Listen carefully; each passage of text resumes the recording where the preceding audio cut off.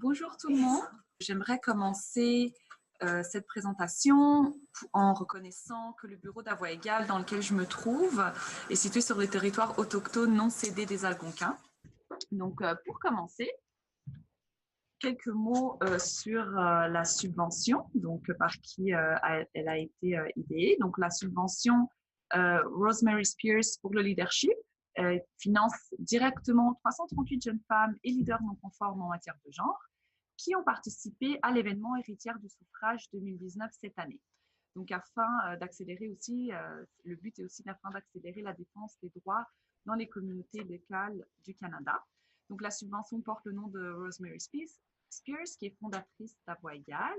Elle est une dirigeante du mouvement des femmes canadiennes et a travaillé bénévolement pour assurer la participation des filles et des femmes à la vie politique canadienne. Elle a bâti Avoie égale en une organisation nationale et ainsi créé un modèle novateur d'action et en particulier d'organisation politique multipartisane. Donc, important à voir, ceci est le premier webinaire d'une série.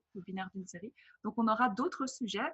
Le premier traite du processus de candidature, mais on en aura d'autres qui traiteront aussi d'arguments un peu plus spécifiques, avec aussi des contenus vraiment différents. Donc, il y aura des événements aussi régionaux organisés par les chapitres d'Avoie égale qui vous permettront aussi de vous rencontrer un peu durant cet été.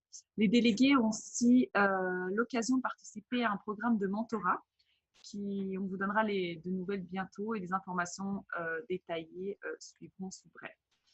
Donc, je le rappelle encore une fois, cet appel est ouvert aux délégués d'Héritière du suffrage 2019 uniquement. Chaque personne est admissible à une subvention de 1 000 $ pour un projet communautaire et les activités du projet doivent être non partisanes et évidemment respecter les principes clés anti-oppression et d'antiracisme. Pour vous donner des idées des projets éligibles, ce n'est pas une liste complète, c'est juste quelques idées, quelques exemples.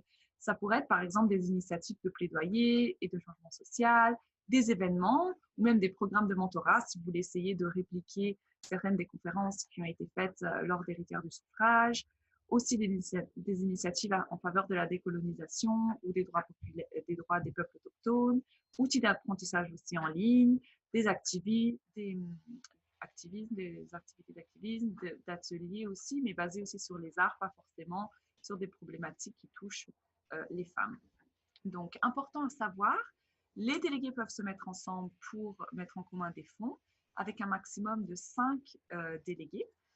Évidemment, il faut qu'il y ait une personne qui soit responsable, comme ça on pourra communiquer directement avec une des personnes et pas avec le groupe en entier pour ce qui s'agit des paiements et aussi des rendus des factures dont nous parlerons plus tard. Donc, vous devez nommer une personne qui sera responsable avec le personnel d'Avoie égale de communiquer tout ce qui est nécessaire. Donc, le montant, évidemment, est cumulatif. Donc, s'il y a 4 personnes qui postulent, eh bien, vous recevrez 4 000 $ pour votre projet. Donc, rappel aussi, cette initiative n'est pas un concours. Chaque délégué, ce n'est pas une course. Chaque délégué a le droit d'accéder à la subvention.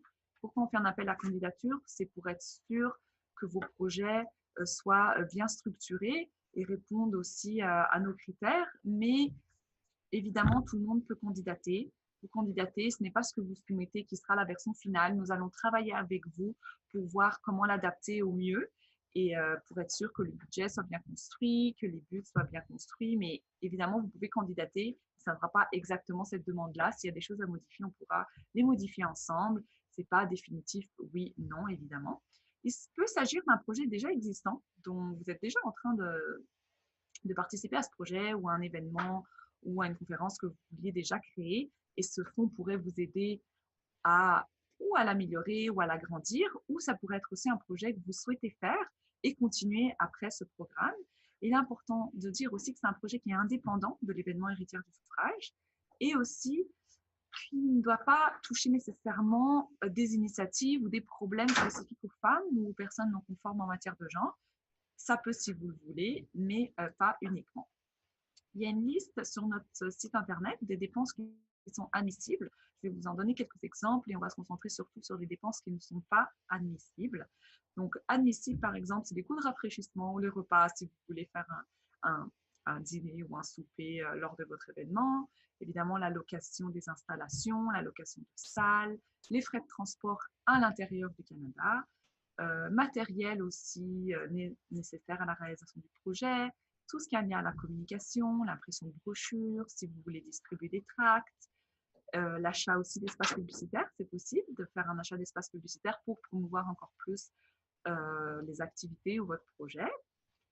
Et évidemment aussi, si vous voulez créer, par exemple, un projet qui dure toute une journée et vous voulez toucher des femmes qui sont, par exemple, mères, vous pouvez aussi allouer un budget à la garderie, à une garderie pendant votre projet.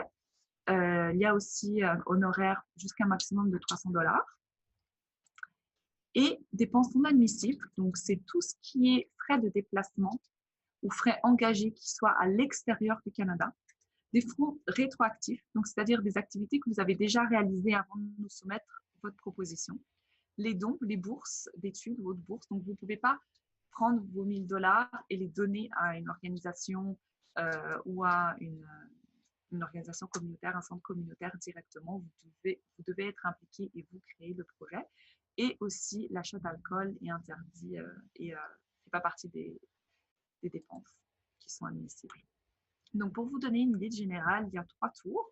Nous sommes à la fin du premier tour. Donc, dans 4 jours, les candidatures au premier tour vont finir. Vous avez un délai de 6 mois à partir de l'approbation de votre projet. Et pour le premier tour, vous avez jusqu'au 31 janvier 2020 pour soumettre tous vos documents et vos rapports finaux. Le deuxième tour va commencer très bientôt, dans 5 jours. Le 1er juin, le deuxième tour va être ouvert. Là aussi, délai de réalisation de 6 mois. Et la date limite, cette fois-ci, est le 29 février 2020. Pour le troisième tour, le dépôt de candidature doit être fait avant le 31 juillet. Là aussi, durée de 6 mois après l'approbation. Et votre date limite sera le 31 mars 2020. On vous encourage évidemment de ne pas attendre le troisième tour.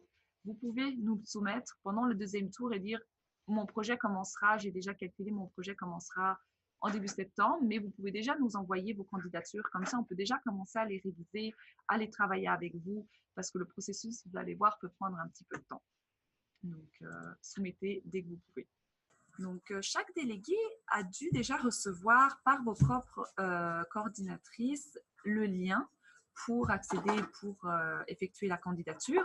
Au cas où vous ne l'avez pas reçu, le lien se trouve ici ou aussi sur le site web d'héritièresdusuffrage.ca. Vous allez sur subvention pour le leadership, vous recherchez subvention pour le leadership, aperçu de la subvention pour postuler, cliquez ici. Donc, je vous ai pris simplement un screenshot, comme vous voyez, de où il faut postuler. N'hésitez pas à écrire à votre coordinatrice si vous voulez à nouveau le lien, si vous n'arrivez pas à le trouver. Donc, pour vous donner un peu un aperçu de la candidature et des questions qu'on pose pour la candidature. Donc, premièrement, si vous faites partie d'un groupe ou pas. Puis, deuxièmement, le type de projet. Donc, vous avez une liste et vous devez choisir plus ou moins où votre projet rentre. Si ça ne rentre pas exactement dans une de ces listes, ce n'est pas grave, essayez de trouver celle qui pourrait être la plus proche. Vous devez aborder un problème ou aussi un besoin de votre communauté locale, réunir vos voisins, un membre de la communauté et surtout, on va le voir après, respecter les exigences du budget. Donc, les 2 prochaines questions sont, par exemple, comment votre circonscription fédérale ou vos circonscriptions au pluriel, parce qu'il y a eu des personnes qui ont représenté une autre circonscription que la leur, peuvent profiter de ce projet. Donc, vous devriez essayer de voir quel est quel lien votre projet a avec la circonscription que vous avez représentée à Héritière du Suffrage. Vous êtes libre de faire preuve de créativité avec la manière dont vous voulez atteindre ça. Donc, par exemple, souvent, c'est mettre les informations en ligne. Comme ça, même si, par exemple, vous vivez dans une autre circonscription et vous voulez effectuer votre projet dans la circonscription où vous vivez, vous pouvez quand même donner des nouvelles en ligne. Comme ça, la circonscription que vous avez représentée lors des Héritières du Suffrage pourra voir quand même ce que vous faites. Vous pouvez aussi essayer de faire un partenariat avec les 2 circonscriptions si vous vivez dans une et vous en avez représenté une autre. Mais le mieux, c'est vraiment d'essayer et de trouver un peu une fantaisie pour essayer de créativité, de faire un lien entre les 2. Évidemment aussi comment vous allez promouvoir votre projet, donc quelle est l'idée au niveau plus de la communication, de comment promouvoir le projet. Donc, une autre étape va être de nous dire avec qui vous voulez faire un partenariat. Donc, on essaye d'avoir des réponses concrètes, donc pas juste uniquement, par exemple, avec des écoles et les écoles de mon quartier. Nous aimerons voir exactement quelle école secondaire. Est-ce que vous l'avez déjà contactée? Vous n'êtes pas obligé de l'avoir déjà contactée, mais déjà nous lister une idée plus claire et plus concrète. Comme ça, on peut voir aussi où vous en êtes avec votre projet et aussi à quoi ressemblera le succès. Idéalement, comment vous voudrez que votre projet ait lieu, combien de personnes, si vous voulez essayer de faire un petit calcul, combien de personnes ce projet atteindra, si vous voulez organiser une conférence, combien de personnes voudraient que participent à la conférence idéalement, comment vous verrez que votre projet a du succès. Donc, important, la partie du budget. La partie du budget est très importante pour nous en particulier, donc vous devrez surveiller vos dépenses. Évidemment, le budget va être approuvé dans le cadre de la demande de subvention, donc nous allons vous aider pour être sûr que chaque ligne de budget correspond bien à la catégorie. Nous allons voir dans la slide suivante, dans la diapositive suivante, mais il est de votre responsabilité, attention, de conserver en bon état, donc que ça soit lisible, les originaux et les reçus de vos factures, absolument, parce que vous devriez à la fin nous les envoyer par la poste. Donc pas scanner par courriel, mais vraiment par la poste dans une enveloppe. Donc pour voir un peu comment est le budget n'est pas trop compliqué. Il y a trois parties, trois petites catégories. Une qui est les frais, donc vous allez nous expliquer les frais. La catégorie, donc il y a une liste de catégories. Et sur le site où vous pouvez candidater, il y aura une petite explication brève de chaque catégorie si vous n'êtes pas sûr si ça va dans la location d'espace ou dans le matériel. Vous pourrez voir un petit peu, c'est vraiment mieux expliquer plus dans les détails avec le montant. Le montant, je le rappelle, c'est 1 000 $ par personne. Donc, s'il y a un montant qui est excédent, soyez au courant que si vous voulez nous montrer un montant excédent, nous, ça sera jusqu'à 1 000 $. Donc, s'il vous plaît, montrez-nous la partie que nous allons vous donner, vous fournir. Si le coût est majeur parce que vous avez d'autres partenaires qui s'occupent de ces frais ou parce que vous-même, vous voulez investir plus avec votre propre argent ou vous voulez demander des fonds à votre famille, à vos amis, à votre entourage, ce n'est pas un problème pour nous, mais sachez que le budget pour nous qu'on peut vous donner est 1 000 $ par personne. Donc après, quand l'approbation de la candidature a été effectuée, qu'est-ce qui se passe? Donc nous allons vous envoyer par email, donc par courriel, un accord financier. Vous allez le signer et par contre, vous allez devoir nous le renvoyer par la poste. On a besoin d'avoir l'original de votre signature, l'original du document. Quand nous allons recevoir l'original par la poste, vous allez recevoir le premier versement qui sera 70% du total des fonds de la subvention. Vous avez 6 mois pour effectuer votre projet, rédaction d'un bref rapport final. On vous expliquera mieux qu'est-ce qu'est ce rapport final.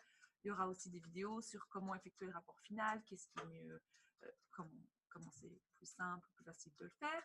Plus, vous allez devoir nous envoyer vos reçus et vos factures originales par la poste, à nouveau à voix égale, au bureau d'à voix égale.